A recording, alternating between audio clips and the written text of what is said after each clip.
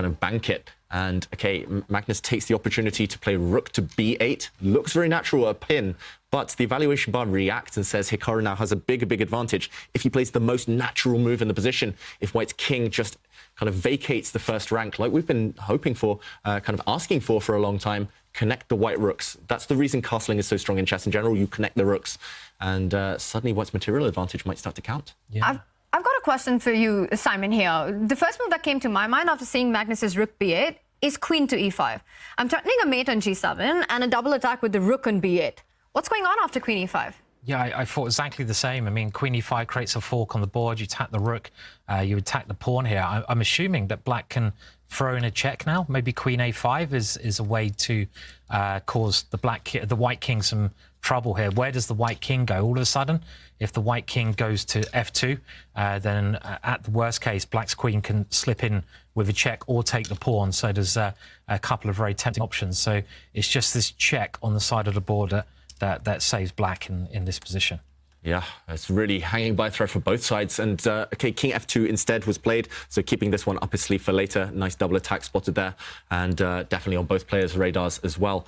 I just don't see how Magnus keeps the initiative. Maybe he was banking on a move like bishop to c2, attacking this white rook, but this idea that you mentioned, Tanya, queen to c3 would now be a double attack, hitting the bishop and hitting this checkmate from afar. I think Magnus might have let it slip, and suddenly Hikaru, with all the extra material, and look at that bar react again. Queen to c4, wow. Another inaccurate move by the world number one. And this is a great chance here, Hikaru. He's got to take this game now with such a big advantage. I mean, he hasn't got much time. He's got 47 seconds. Still incredibly complex. We can see the evaluation bar, but the players obviously are not sure who's doing what here. And what is white's move? What is the killer move here? There must be a good move for white in this position. That's the big question. The one thing that I want to point out is that queen e5 is still not possible because of a check on c2, and I think this was the move that you were looking for, coming in with that rook onto a tempo, attacking that queen. And now that the c2 square is guarded, I was again looking at the idea of queen e5, but he falls back with the queen to d2 because the bishop on c2 is pinned. Do you just pin and win here?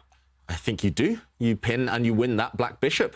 Suddenly the black bishop on c2 is immobilized. You cannot move it. The black queen would drop off, and you can take a pawn with check. White's c-pawn is up for grabs, but the white king, notice how it's shuffled across to safety, is going to park itself on g2, and all of the remaining white pieces are working. They're coordinated. Magnus gives a check. The white king does move. Could this check have been blocked by white's bishop as well, maybe? And Magnus gives up his queen. Queen c3 now. Yeah. You still have bishop to f8. Still have bishop to f8. I mean, this looks horrible. I mean, Hikaru's got the extra queen, but Magnus is trying to do that famous thing, which he does quite often now, get a blockade of somehow on the king side. But white has all the winning chances. The queen is very strong. And when you're playing against the queen, you need to get your pieces coordinating. And I don't think the black pieces are coordinating at all here. Queen c1 is going to be a move. There's many ways you can attack those bishops now. Maybe queen c1 is one of those moves. I suppose there's a check, though, in a2. He's just got to be accurate here. There is a check there. Is he still alive here? He's still alive, but Magnus is really struggling to keep things together. Look at those black bishops. Now they're skewered against each other on the c-file. The valuation bar going up again. Maybe the best bet is to just give up the black rook here, take white's bishop off the board, and you will try to defend with two bishops against the white queen, but I don't know about Magnus believing fortresses. I don't believe in that one. Two bishops versus queen will be a tough fortress to pull off. Rook takes bishop is the move that David suggests. A big question here for Magnus. You can give a check with the bishop to f5, but white simply pushes the pawn, again attacking both the bishops at the same time. Magnus Carlsen in big trouble. He does go for your idea, David, sacrificing the rook. And now it's all about, is this a fortress? Very strong. I've never seen a position like this before, where you got two bishops, you got the pawn. Magnus there, look at him. He's gesturing with his hand there. What's he saying? And I think was it a draw? We have a result. Like, really? He played king to g2 and it ended in a draw. Why? I am shocked. Why a draw? What happened? Hikaru giving up any winning chances. It's only white who can win. Black just has to sit and wait and hope to draw, but that's bizarre. That's the ultimate respect, isn't it? To offer a draw in a position where you're a queen up. This makes no